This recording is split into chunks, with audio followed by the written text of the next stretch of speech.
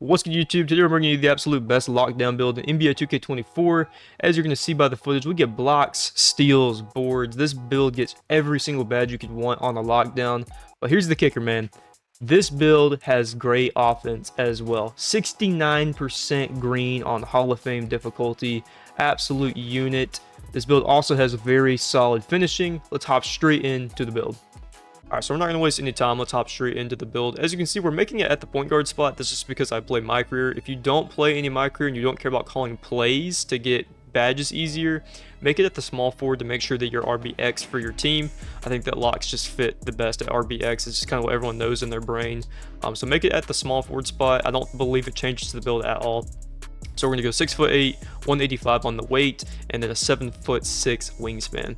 So we're going to go over the attributes and the badges very quickly, but I wanted to first say to all of you lockdowns out there, get ready to have a ton of fun this year with that right stick ripper badge. Pair that with your glove. Don't use X anymore. There's really no reason to press X for steals anymore. Use that right stick ripper, pair it with your glove, and go crazy. I played rec for 6 hours straight last night. I got ripped a ton. I mean, to be fair, I only have bronze unpluckable right now on my 2 guard. But even my PG, I mean, he was getting ripped pretty often. Our lockdown on our team was getting a ton of tips and steals. If you can really master that right stick ripper, you're going to have a ton of fun and really be rewarded for going for steals at the right time this year. Overall, the game seems pretty balanced. Steals don't seem crazy overpowered like they were at the beginning of the year last time on 2K23. But overall, I feel like steals and locks are in a very good place. You're going to have a ton of fun this year with a lock. We've got 50 close shot, 70 driving layup, which is it's serviceable. I'll say that it's serviceable. We got bronze fearless. 89 driving dunk is actually a pretty good threshold. You get some solid dunk packages at 84, 89, 87. Straight arm tomahawks unfortunately are at a 95 dunk this year, so we're not going to have those. Obviously quick drops are gone, but we are going to get some pretty solid packages with an 89 driving dunk, and just we're going to have the consistency of having that higher rating as well. 70 standing dunk is really important on a lockdown. You can't always get that momentum to get the driving dunk, and your PG, shooting guard, whoever, they need you to be able to get a standing dunk in the paint. If you can't get the standing dunk, you're going to be an absolute liability for finishing. You can't always hit the cut perfectly in stride. You need the standing dunk. Also, I wanted to say you do have posterizer, slithery, precision dunker, aerial wizard, bunny, spin cycle, two-step whistle. You got some pretty solid finishing badges on a lockdown. All around, this build gets pretty solid offense for what it is with amazing defense. So there's really not a ton of sacrifice here. Obviously, you're gonna have like the elite scoring of a point guard. It's just not possible this year, but you're gonna have some very solid shooting and finishing, and some decent pass accuracy, so you're not an absolute freak throwing the basketball. The biggest weakness as far as scoring for this lockdown is obviously the ball handle and speed with ball. We're the lock, we're not looking to dribble, but the mid-range is very low. 62 is kind of tough to have, but we're not going to be taking a ton of middies anyways. We're going to be mostly taking dunks and standstill threes in the corner, so 76 3 ball is plenty. We get silver catch and shoot, we've got bronze deadeye. You can still take the occasional fading 3 with agent 3. Hitting fades is not super easy this year. We've got that new silver spot finder badge. This is actually pretty good. I don't know if y'all have tried the get open mechanic yet, where you just tap the right trigger and you take off zooming to a spot on the court, but it is nasty. Pair that on the hash, the corner, wherever. It is such a broken, cool mechanic, and I love the way it looks. It's really awesome for catch and shoot players. 75 free throw, solid, serviceable. We don't need a super high free throw to be consistent. 72 pass accuracy. You could drop this down to a 70 if you want, put it somewhere else. I just wanted the extra points and the pass accuracy. I think it's not a bad idea to be a better passer on the lockdown. You're not always going to have great opportunities to score. Let's say your PG passes you the ball, thinks that you have a shot, and you don't have the playmaking to now drive to the basket. You need to just pass it back to your shooting guard, PG, whoever, and reset the possession. So at least go with a 70, maybe even a 65 will probably be serviceable, but I would shoot around that 70 range. 78 interior. Very awesome. We get gold anchor on a 6'8" lockdown. This is nasty. This is the benefit of making a 6'8" lock over like a 6'6" or 6'7". If you go 99 steal and 99 perimeter defense for that Hall of Fame clamps and your Hall of Fame glove, you're going to be missing out on a lot of stuff. You're going to not have the block. You're probably not going to have much interior. You definitely won't really have any rebounding. Plus, you'll just have the size disadvantage. Is that a word?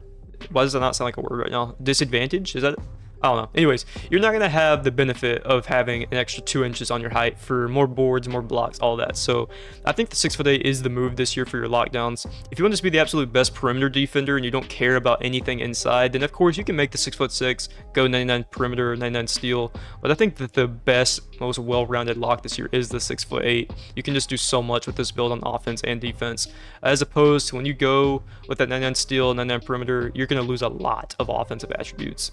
We got 84 speed for that silver chase down artist. If you want a higher chase down artist, I don't think it's a bad idea to shoot for. I just like the build where it's at personally. If you want to shoot for a higher chase down, gold, Hall of Fame, whatever it may be, you can lower some stuff on the build.